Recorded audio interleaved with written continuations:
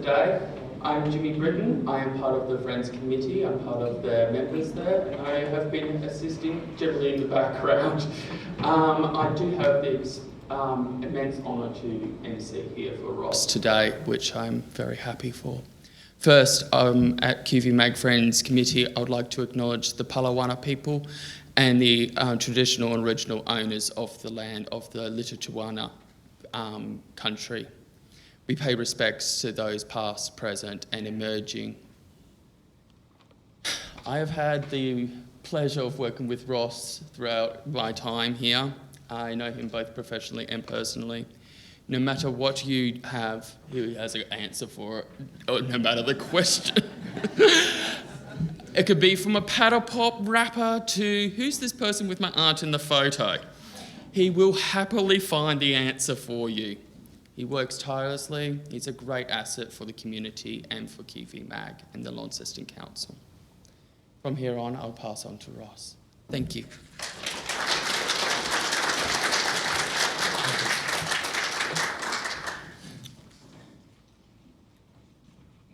Thank you, Jimmy. Hello and good morning.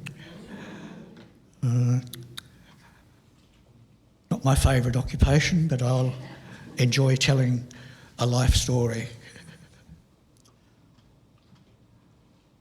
My parents, Ray Smith and Eileen Mencken, were married in May 1955, and 18 months later I was born at the Queen Victoria Hospital in early December 1956, just before the Melbourne Olympics finished. Given my sport interest, that's spot on. Mum and I returned to Lilydale a few days later, and that lovely small town is where I grew up for the next 20-odd years.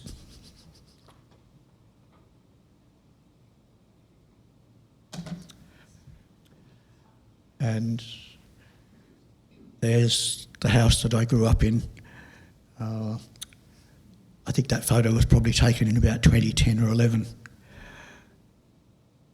Not changed too much. It has now, with other configurations. One interesting aspect, given my interests in life, for example, shortwave radio, for a little while, I found some copper wire and I nailed together a square on a stand, wound the wire around it, climbed up on the roof and put it in the chimney, and that window just past the satellite dish was my bedroom window. So the wire came in there and the table was just through and connected up to rather elaborate shortwave radio that I had for a few years and enjoyed touring the world by that means. The family in 1980 then moved to a cattle farm at Pipers River, where I still have connection. My brother-in-law Paul helps us run it. I was never going to take over as a farmer because, you see, machinery and I are in parallel dimensions. We began living there on Friday the 4th of July.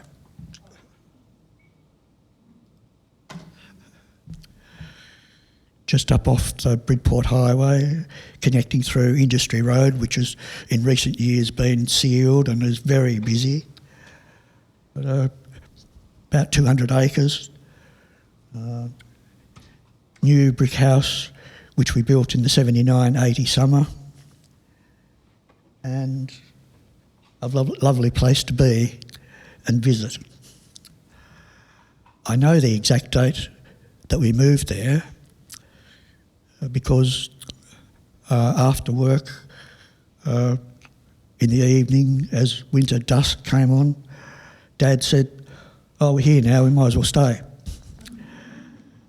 And that was the night we watched live coverage of Yvonne Goolagong-Cawley win her second Wimbledon title.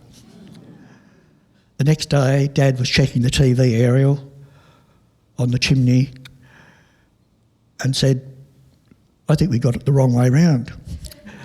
But we were in such a position that the signal skip was perfect for us no matter which way.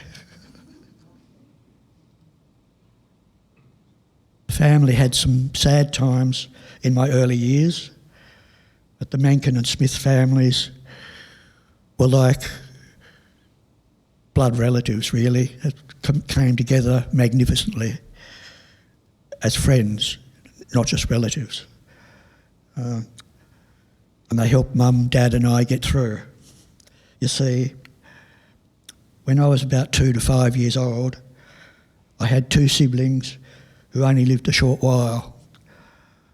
A lovely sister Jennifer, 8 months, and then a while later, brother John lived just 12 hours. Given those events, I suspect Dad, a sawmiller and a farmer, didn't take me on as many outings as usual in a family like that, just in case perhaps there was an accident. So I grew up as a single child in a loving household and family circle with wonderful grandparents too. Maybe that influenced my character, but not to any detriment as far as I can tell. Quiet and shy, I was happy making my own games up, sometimes visiting friends who lived in Lilydale or nearby, and always a book nearby. My reading age was apparently years ahead of my real age. While I think of it, there is one person I've reconnected with in recent years. She was a young teenage teacher who I think on her first appointment was sent to Lilydale Area School at the start of 1957. My grandmother, Mrs. Mencken, was the school secretary, and to help the young lady settle in, said, "Oh, come round to my daughter's place and have a cup of tea." So she did, and arrived at the time when 8-week-old Ross was being given a bath. Years later, when joining the History Centre as a volunteer, she may well have quickly told me that she'd known of my shortcomings for many years.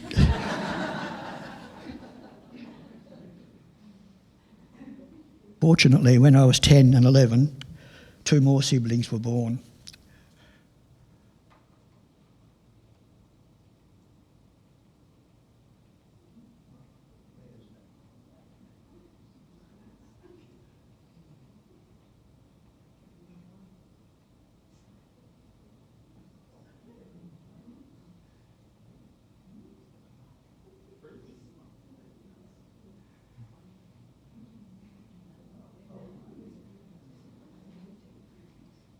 I thought I had photos of my beautiful sister and brother.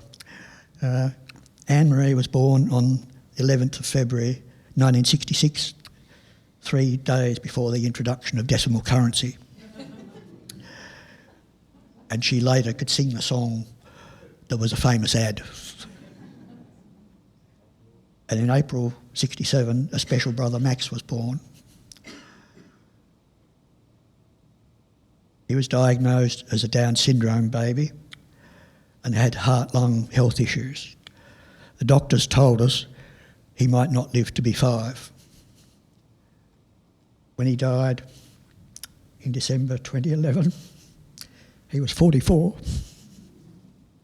Anne-Marie and I, so proud of our parents bringing so much love and care to our lives.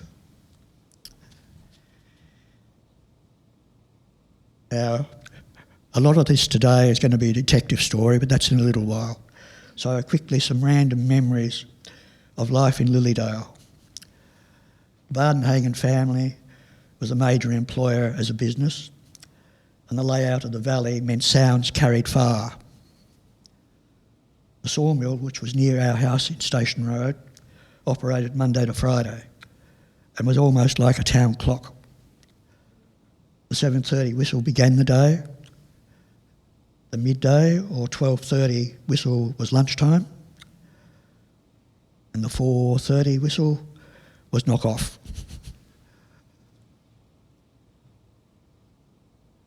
The famous Bardenhagen corner shop, which still exterior looks much the same as I recall.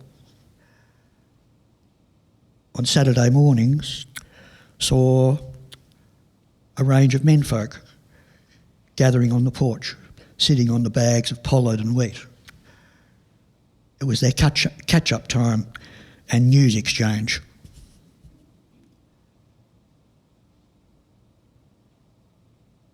Walking down Station Road to catch the school bus at 7:30, had to go past the bakery. And in my early lifespan, of all things, the baker was Mr. Doe, D-O-E. Oh, the smell of freshly baked bread on a frosty morning. It was hard to keep going. To get home at night, I had a choice of two buses, the 4:15 that came round via Corula, or the 5:30 workers bus straight back to Lilydale.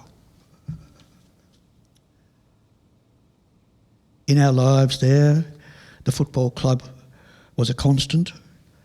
Dad and I were on the committee for quite a few years, and they were so welcoming as a community and a group, particularly getting to know Max with his difficulties. And in March this year at a Lilydale Heritage Symposium, I spoke for a while about my sport interest and connections to Lilydale and what I'd found, and pondered, isn't it interesting that a small town like that, which has a relatively constant population, in the last 60 years has found it very difficult to keep together a cricket team of 11. But the football team of multiple level sides has remained strong and vibrant, and it's just an interesting thought of what happens in a community like that you can't get 11 together for a major sport, but you can get 40 to 60 for three different teams during the winter.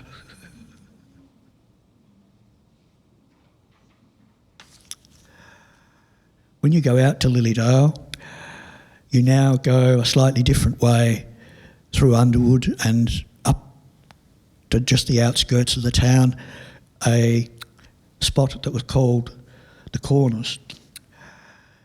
In early 1979, there was a car crash where interstate people didn't realise, coming out of Lilydale, that the curve of the road as you reached the crest went left suddenly. Nana, Mum, Anne-Marie and Max were returning from a school holiday outing to Launceston that day. Nana got over on the side of the road as much as she could, but there was a fair bang. My sister in the back seat hit her head on the metal clothes hanging hook above the door. Later that night, Dad and I were in the casualty area, and he was in with her in her curtain-enclosed bed, and I heard her say to him, "Oh, it's all right, Dad, I've only got a fractured skull." In the early 1990s, she had surgery to try and fix a brain fluid leak. But I will always wonder if that accident had something to do with her sudden death at the farm on the morning of 19 May 2015. That's a hard day, because it was also her eldest daughter's 12th birthday. I've always had an interest in sport history and statistics, especially cricket and Australian football. My book collection is extensive, numbering into the thousands. Another special part of that collection is the famous English annual Wisden Cricketer's Almanac, which began in 1864. Anyone has wondered about it or would like to see a copy, come up and have a look later.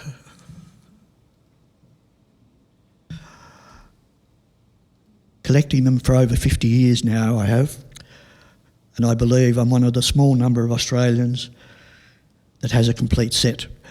Not all originals, the early decades are reprints, but it's nice to have the run and as a reference source to be able to dip into whatever year I wish to.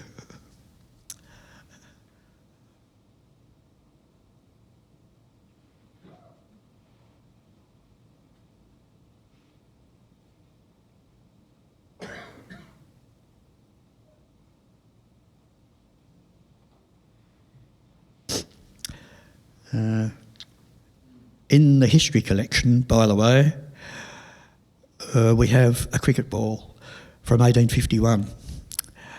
It's from a match when Tasmania beat Victoria, now known as the first class match in Australia, and it was played at the NTCA ground. I think next February it'll be 175 years since that match was played. It's lovely to know that an item like the original ball from that last innings when Tassie won a tight game still exists and is well looked after in our collection. For many years I've been particularly interested in cricket's big hitters. The security of the museum job enabled me to feel comfortable taking occasional leave and travelling to Hobart, the mainland and the UK, just as much for train travel or to enjoy the sights and galleries and museums. But I took advantage of the opportunity and a lot of newspaper research occurred wherever I went. Eventually, I'd built up enough data to consider sharing with others. So in the late 90s, I self-published a limited edition title called Hit for Six, a draft report. It listed all the hits over the boundary in Test cricket that I'd been able to locate reference to, including the hits that were worth only 4 or 5 runs prior to 6 being the standardised number in 1910. The format listed each hit by a batter. I included women's matches as well, which series, which ground, and where possible, if known, which bowler had been hit over the top. In the course of my travels to the UK, I met and stayed with Gerald Brodribb, the doyen of sixes research and author of the history of such strokes in first-class cricket. What an interesting man. A retired teacher who lived near Hastings in East Sussex, he was also a noted Roman tiles expert and discoverer of remains of a Roman bathhouse at Beauport Park, a site which featured in an episode of the popular archaeology series Time Team. I'm proud to say that my publication prompted statisticians and record keepers around the world to update and since maintain a full listing of known 6 hits in Test cricket. Don Bradman hit 6 sixes, David Boone 2, and the present England captain Ben Stokes leads the tally so far with over 130. Just in case you're wondering, as I was, Jonathan Trott, England player of a decade or two ago, has scored the most Test runs, 3,000 plus, without hitting a 6. And our wonderful Nathan Lyon, I believe, is the bowler who's had the most hit off him. But being a spin bowler of little ability myself, I think it's fine to toss one up, and if you get hit over the fence, vary it a little bit and give him another chance.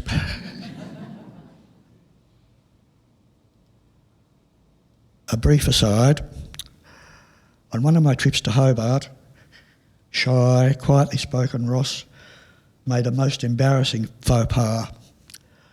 Staying at a lovely private hotel quite close to the State Library, I arrived after my bus trip south, checked in with a lovely hostess, close to my age I assumed, put the bag in my room and decided to go back out and pay. She was still at her desk on the landing, so I went up to her and said, "Would you like me to fix you up for the night?" No thanks, I think I'll be right, was the reply.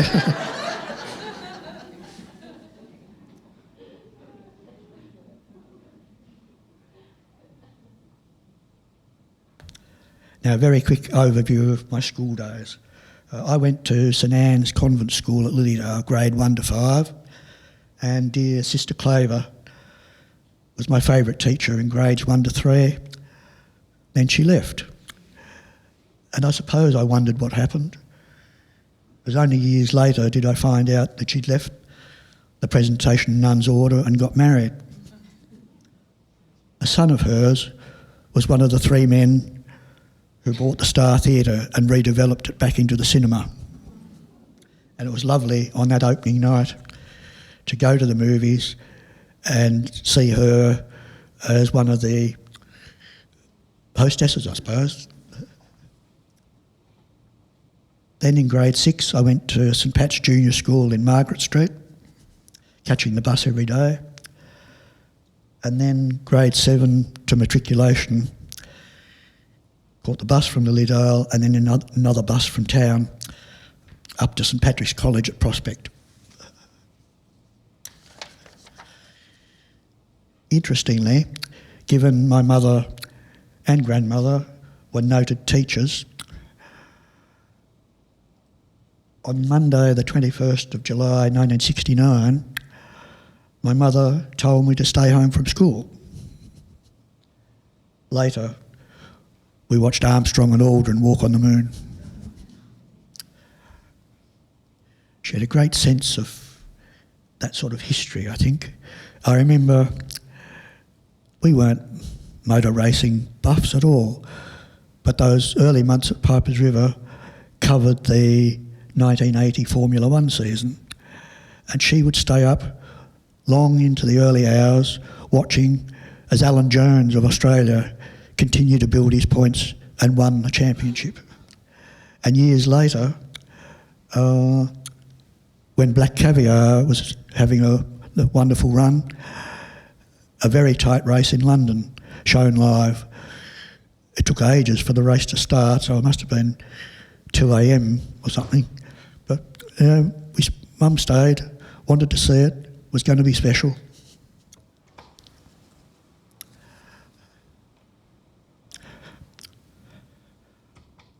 After finishing school, my first job was at Salisbury's Engineering in Lower Charles Street, where Jackson Motor Company are. A junior clerk in the office, taking the boxes of invoices around to inner city businesses by foot. Kind of got to know places and streets fairly quickly then. Perhaps that has helped as I look through photographs now. Then, in late 76, there was a couple of us retrenched at Salisbury's. 76 had been a very bad year for welding flashes, and the workers' compensation premium was doubled. So they felt they had to reduce staff a little. Thankfully, quite soon that summer, probably late January or in February, down the street with Dad, probably on a Saturday to get the paper, Frank Bardenhagen came over, popped his head in the window and said, "Would you like a job in the office?" "Yes, please." So there I was going to be a clerk in the Bardenhagen's general office, which covered the shop and the sawmill.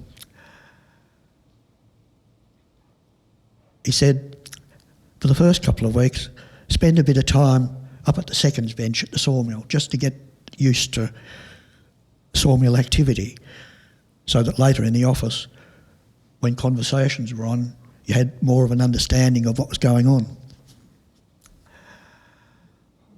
That was okay. But one day I had a slight accident with a long rolling table which had wire ropes either side to keep it in slow, steady motion and bring the offcuts to be distributed to wherever they needed to go. A long wafer-thin piece got an end caught under a rope, and as it reached the end of the table where I was, it twisted the wood round like a waving hand, and I copped a flat surface slap in the face. It didn't half sting. I was glad to get to the desk job after that. As I said earlier, in mid-1980, the family moved to Pipers River, and I finished at the Bardenhagen office and went to the farm to help. The boundary fences were okay, but the internal fences had lost their zing over the years. So we did a lot of work reconfiguring the paddocks, and Dad in the ute and me on foot, I was quite fit, because if the cattle didn't go in the yard entrance where they were meant to, they dashed right across to the other side of the property, and we had to get them back. As I said, knew that I wasn't going to be taking over, so in early 1982, I went to Melbourne for a few months to see if there were any jobs in the media and sports, history, statistics areas. That didn't work out, so I came back home and a few more years at the farm until early 1987. I was staying with my sister, who was a home nurse to Mrs. Savany in Mary Street. Francie was in her 90s. And Dr. Morris, a wonderful Dr. Morris, that many of you would have known, was the GP. I deliberately developed a routine. Anne-Marie's husband, at the time, her first husband, had gone to the police academy for training. So during the week, to keep her company, I lived with her there at Mary Street. And I deliberately developed a routine, a 9 to 5 day. I would go downtown, check the Employment Bureau, go to any interviews possible, and then to the library or the Examiner library, because I got to know the librarian there quite well, for my research, especially in football. By the way, I should say now that I publicly apologise to everyone, not only in this room, but across the board, because for 35 to 40 years, I've had hundreds of pages of notes of the local Tasmanian football competitions, and unlike my cricket publication, I haven't done anything with it yet, and I plan to. It's underway. I think it would be nice to share with everyone. I don't want to make any money out of it, so I think creating PDFs that people can download off the internet, find the right website, and hopefully that'll work for someone.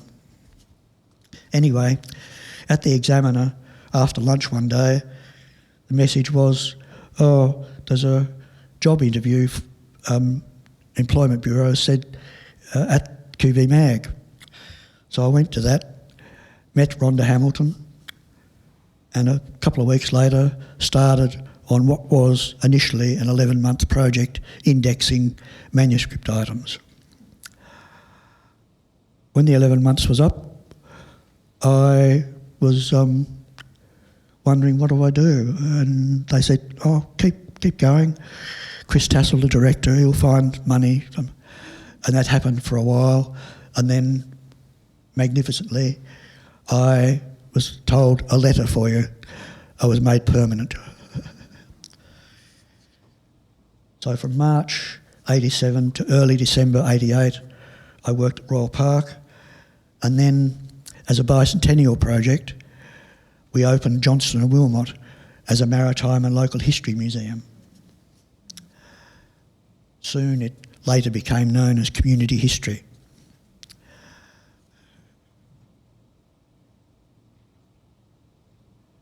One of our lovely photos in the collection is this 1859 shot taken by Frith, showing Johnston stores at the time. Note the entry door is on the corner.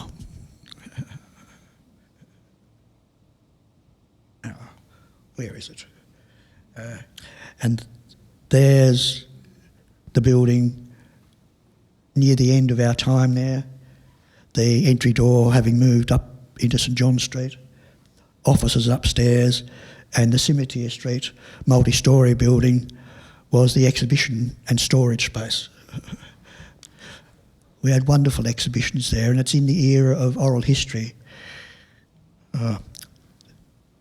Jill Cassidy and other members of the team drawing together all those aspects of history, be they object, photo, audio, interview.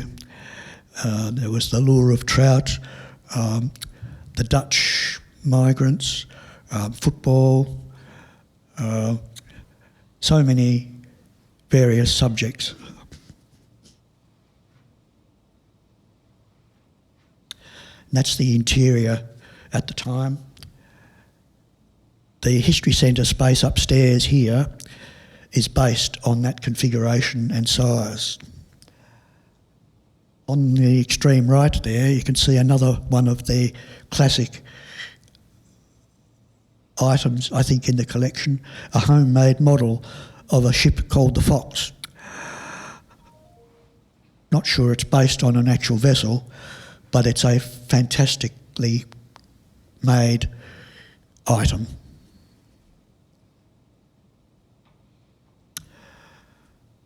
We finished there in 2003 and then went back to Royal Park for a year while Inveresk Stage 2 was built upstairs, our area and the museum library. We opened in July 2005. It's been wonderful and a privilege working with curators like Rhonda Hamilton, John Addison, and now, in recent weeks, I've moved my office desk spot. I used to be with the history team.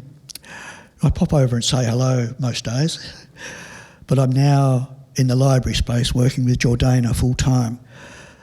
Her interest in social history and archives and the wonderful library collections is a great combination, and we get on famously. Another aspect, particularly working so much with photographs, it's been a pleasure spending the years with Yvonne and John Leeming. There are so many other wonderful colleagues I've been fortunate enough to work with over the years, learning much from each of them as they bring their skills or different perspective to their roles.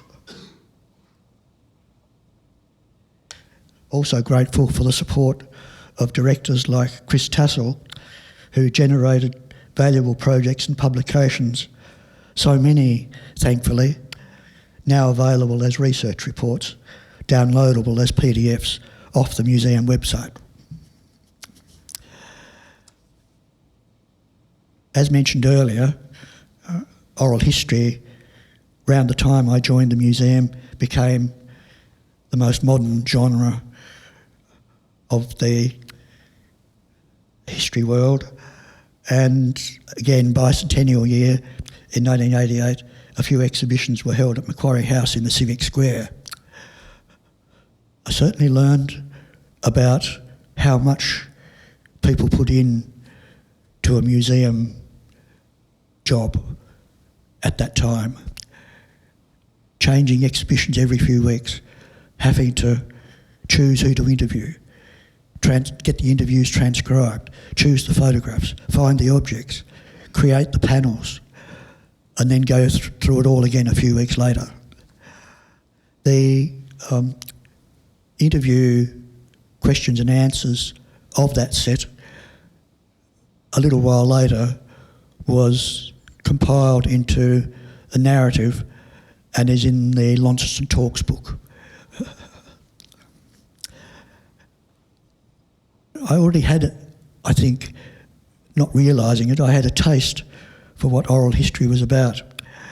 Mum and Nana were very encouraging about reading and history.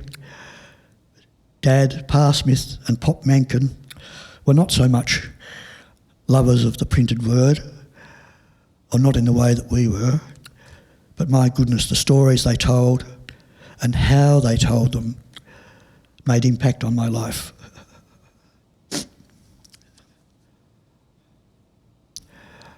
I enjoy a wide range of jokes, but I can't tell them. Dad was amazing how he could recall so many, and he didn't break up as he approached the punchline. One day, I think soon after we moved to the Piper, a cousin around the same age and a cricket lover was visiting, and I got out one of my cricket books. So Brian Johnston, the famous BBC commentator, had a book of a few cricket jokes. And I started to tell one at the table, and Uncle Max and Auntie Lorna, Peter's parents, were there, and I got halfway through and couldn't complete it very well. Auntie Lorna laughed her head off and said, "Just like Pa, he couldn't finish a story either."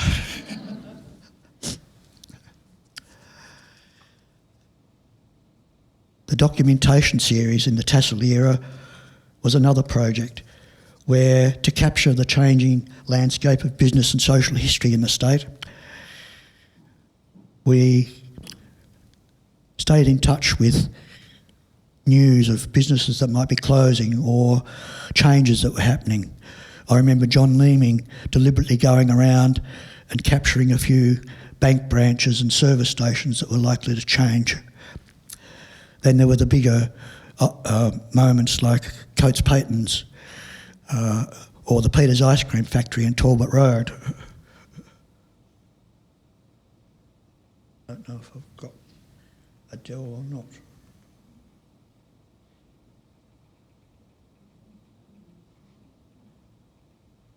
Yes, here we are. This is Adele Curran, who was a special projects person at Peters. In discussion with the management, as often the case in these projects, we were able to receive items, objects for the collection and some archival material. We've got a wonderful folder of Peters ice cream wrappers. Always creates stories and interest. Adele was also interviewed for the oral history collection, and there she is with a range of moulds. I think a fair number are in our collection now, including one in the shape of an Australian football.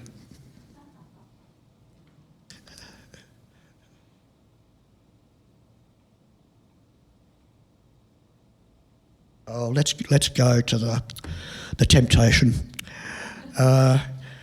Dad was they're all very happy and proud that I'd ended up with this career, and I think it was Ross and Louise were 25 years and Shirley was 20. So Dad organised Tamer Cakes at Georgetown to create this mud cake with thick icing and the annotation you see. And at the time, our exhibitions officer or lead person lived nearby. So Dad got it delivered to him and Andrew brought it in for a special event that we're having. It was very tasty.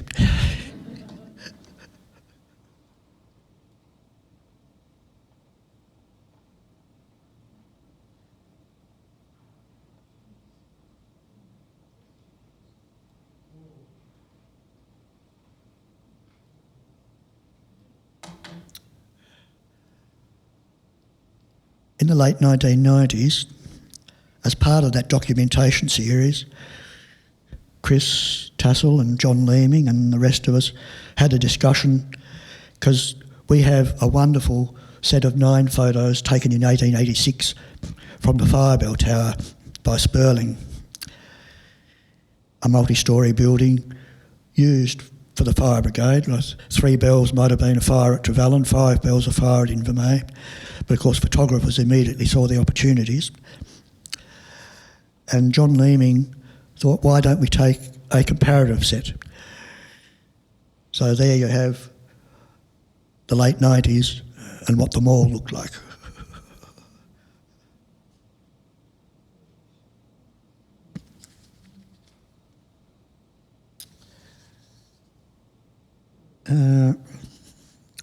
Among the other, Sperling and Beattie and Frank Bolt and Alagus Trahanis are well-known names in the photo collections. I wonder how many realise that we also have major commercial studio collections. Menol Promicolour, which had a business near Princess Square, late 50s to 1990 or so, and Winston Penry Saywood's collection, 1960 to early 90s. A wonderful array of thousands and thousands of negatives, lots of wedding jobs, but also street scenes and special events.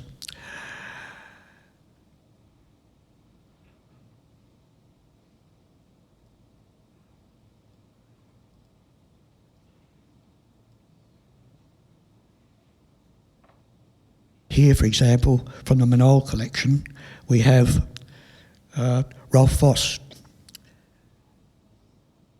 a special promotion for the supermarket, conducted by Radio 70X, with Keith Livingston in the middle and Dick Mason on the right. Keith and Dick soon moved back to the mainland and pursued their careers. I don't know how many sports lovers there are in the room, but you would probably have heard Dick Mason call football, cricket, boxing, the Olympics. Sadly, he died in his 40s, far too young. He just had a knack, the right words at the right time. Continuing on with the media link, in late May 1962, the Albert Hall was the space used for an Ideal Homes Week. As it happened, our first commercial television station was only days away from starting. So there you have live on screen the TNT9 test pattern.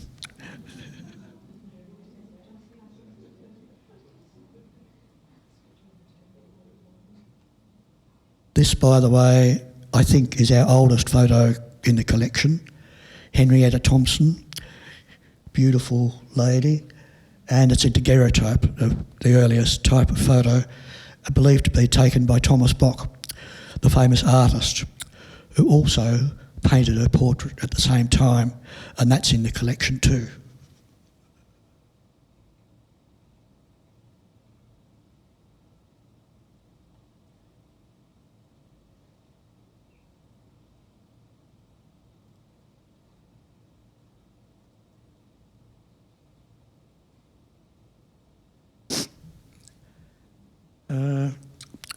Another person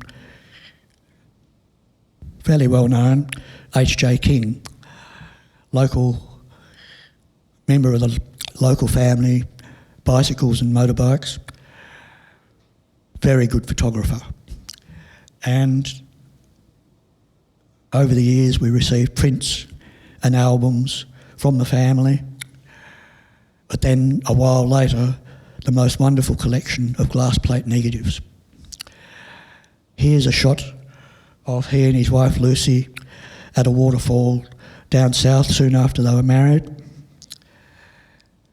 And do you know, King's taking a selfie. That's a very early way to... How did he do that? The glass plate being so sharp, when you zoom in, he's attached a cotton reel to the shutter and he's got the reel in his hand, and he probably said to Lucy, okay, and pulled and took the shot.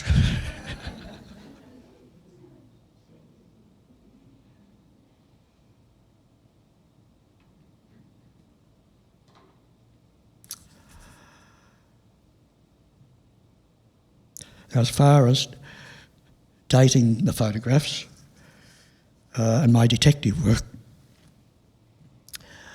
you can use all sorts of techniques.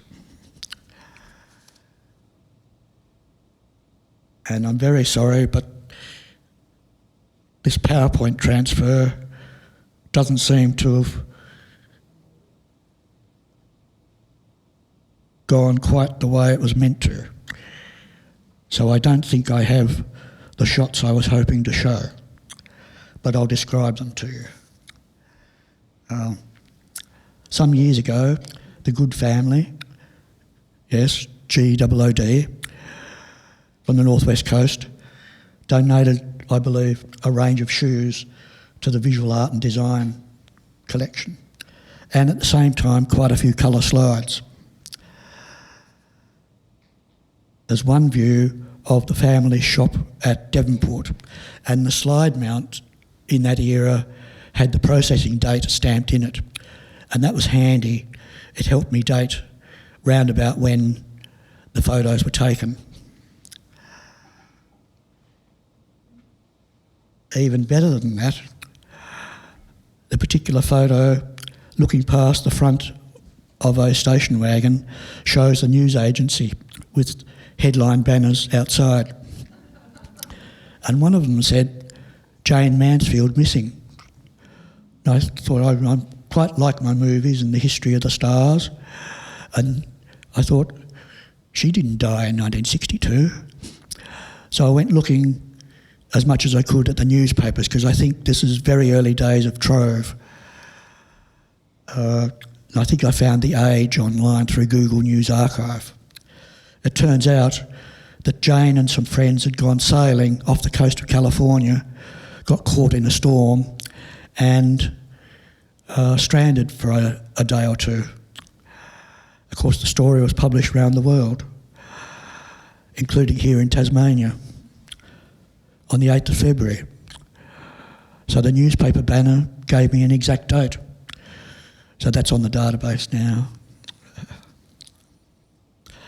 Other ways of dating photos is using the various shop signs, the window displays, and car number plates. A few years before World War I believe the Tasmanian vehicle registration system began, and it was a chronological number, forever building up.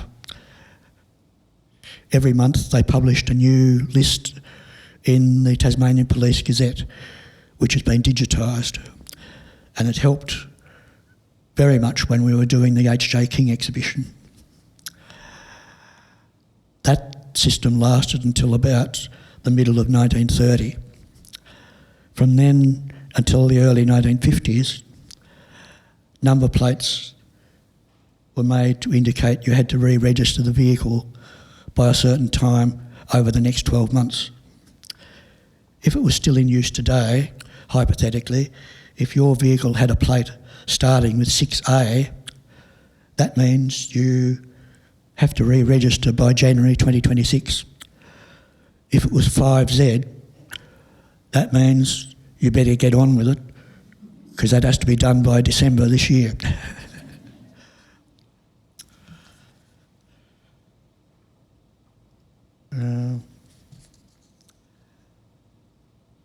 Another set of photos that we have were taken by Doug Werrett.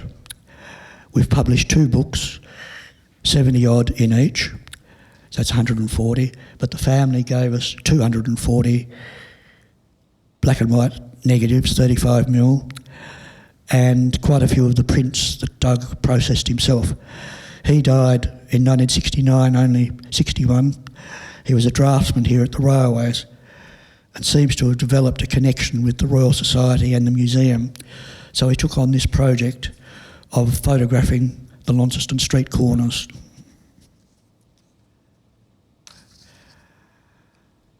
A number of the prints have 1942 or 1949 as annotation on them. So that's a good start for a cataloguer like me.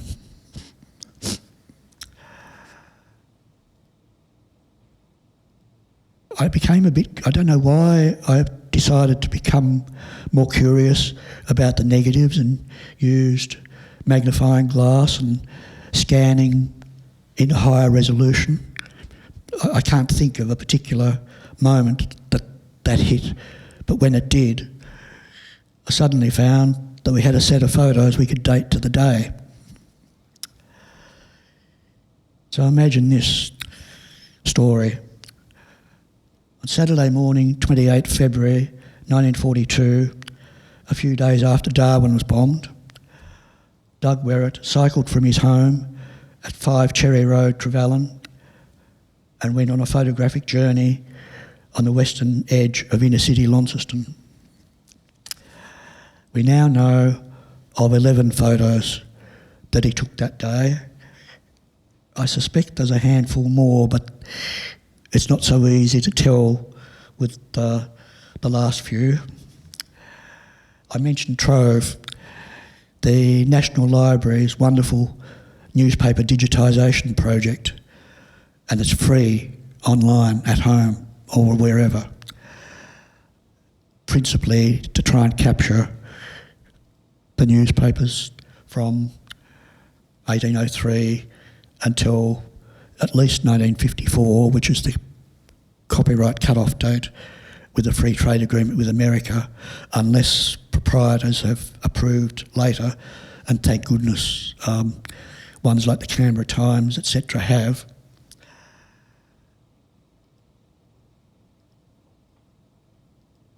Zooming in on those Werrett negatives, I found there were a couple that had shops with newspaper headline banners outside, and the words were the same: Japan encircling Java.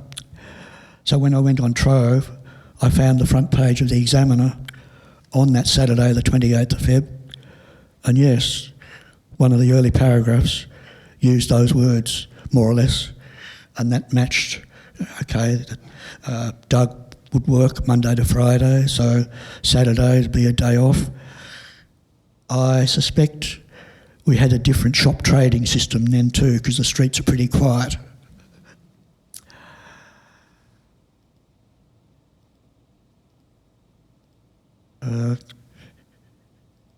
Using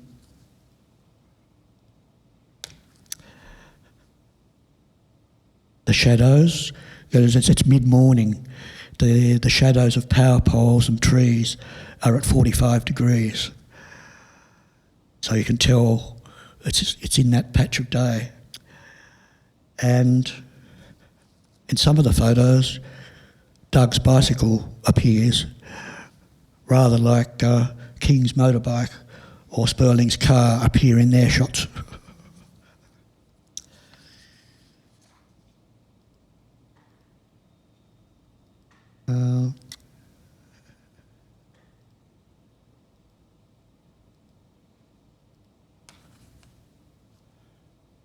What else have we got?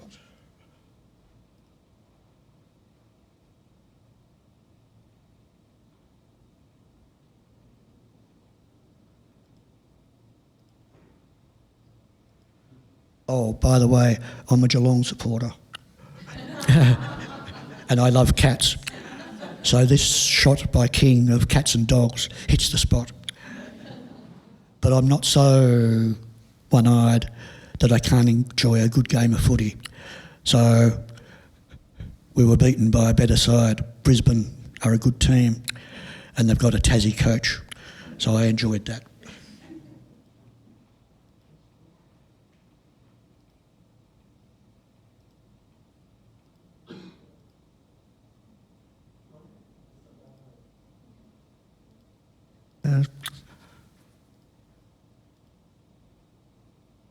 When you're looking through those Werrett books, you can see so much detail, vehicles and architecture and dramatic changes, like the Bathurst Street car park now is very different in the 1940s because there are buildings.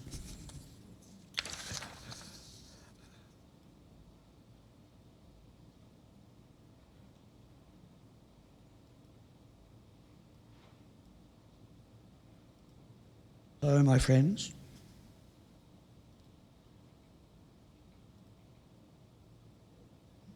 this is a Winston Penry Sayward photo. I realised looking through the office diaries and wedding index books that he had been taken on to do the wedding of my Uncle Terry and Auntie Kay, Uncle Terry, Mum's brother. And not only did he do the official party shots, guests at the reception, including Mum, Dad and a little fella who grew into a museum job so proudly on centenary night, as many of us did, hired costumes from the Launceston players.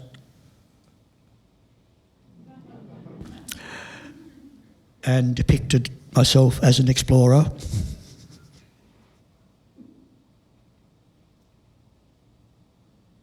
And then it's just me. Thank you.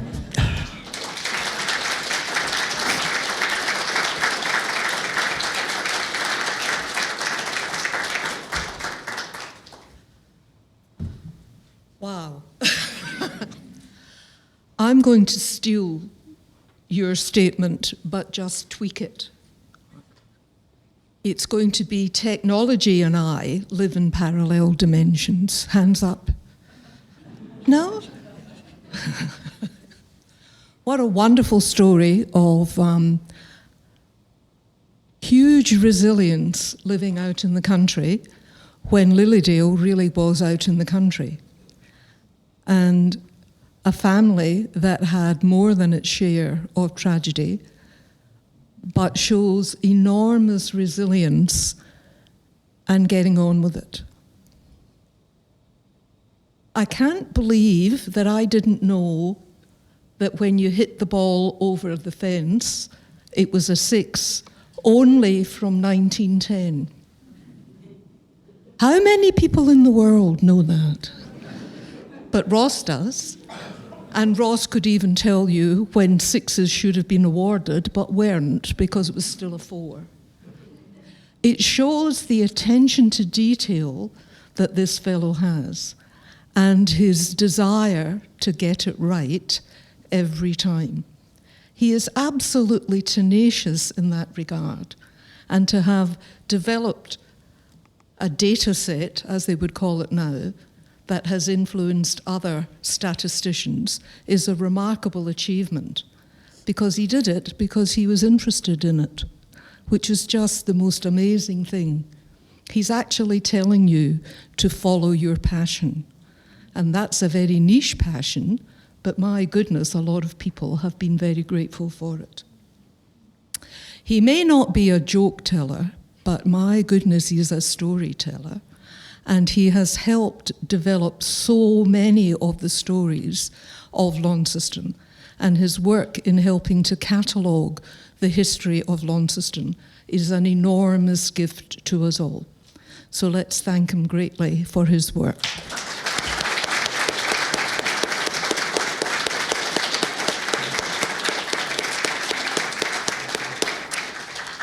So this is the last of Our People, Their Stories for this year. We've had an amazing collection of people tell us an amazing collection of stories. We live in the most wonderful place, really. Hillary's talk from last year is online, last month is online, if you want to revisit that. That was an extremely interesting one. I wish you all the compliments of the season. I hope, however old you are, that Santa finds you, and that you will be back in March next year when we resume these talks. Thank you very much indeed. This